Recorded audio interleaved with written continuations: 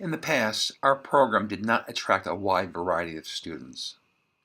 In fact, our demographics were worse than average both nationally and with our peers. I believe many of us taught computing in a way that interested us. We motivated students with what motivated us.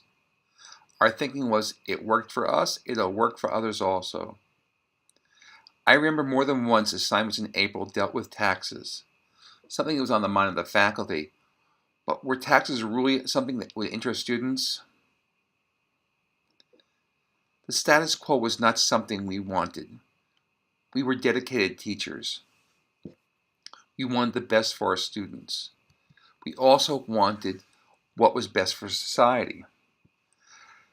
Prior modules have related the growth of computing is an incredible part of our national future.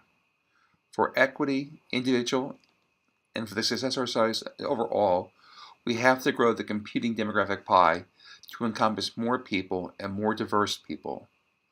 To do so, our intro course, CS1, had to change. I think computer science faculty are on the way. I think computer science faculty are on the whole pragmatic. I think computer science faculty are on the whole pragmatic. What we seek are proven, effective changes that would improve CS1. Improvement is the byword. We did not seek a lessening of what the course accomplished. We wanted practices and pedagogies that would work for all students. We looked around, seeing what other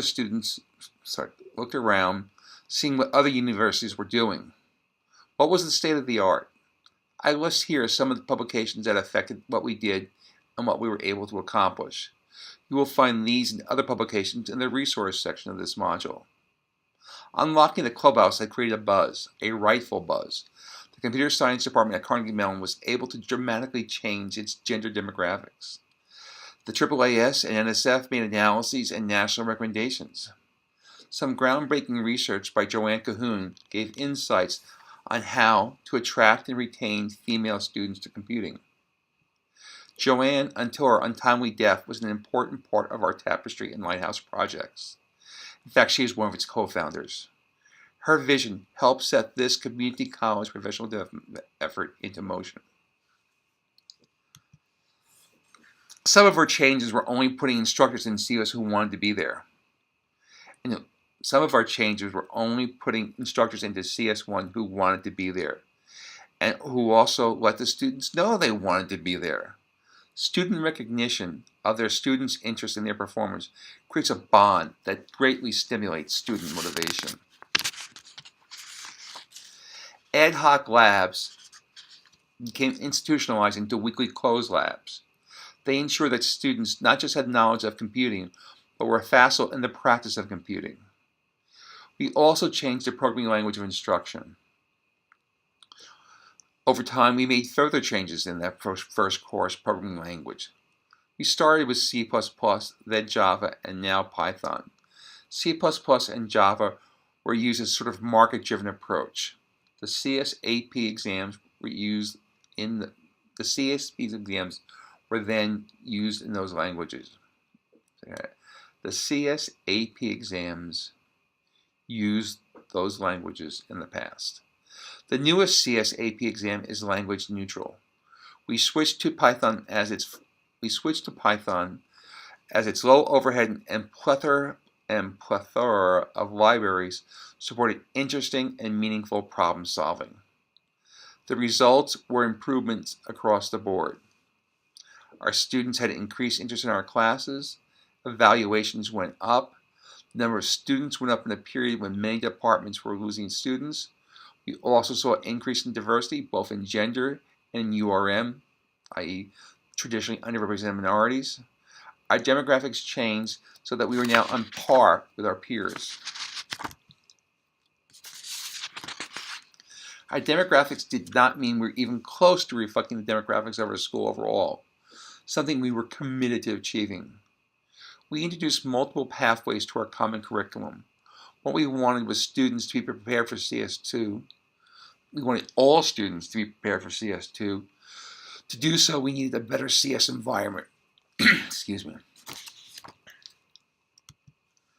Students with prior programming experience were intimidating students who had not programmed in high school. They tried to make sure that the rest of the class knew from day one that they had no hopes of catching up with them. My worst experience was a student in response to my asking a question whether there were any questions.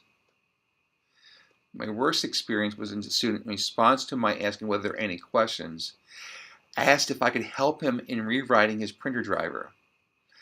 He went on to describe where he was having a problem. Can you imagine what the students were thinking without experience? Can you imagine what the students without experience were thinking?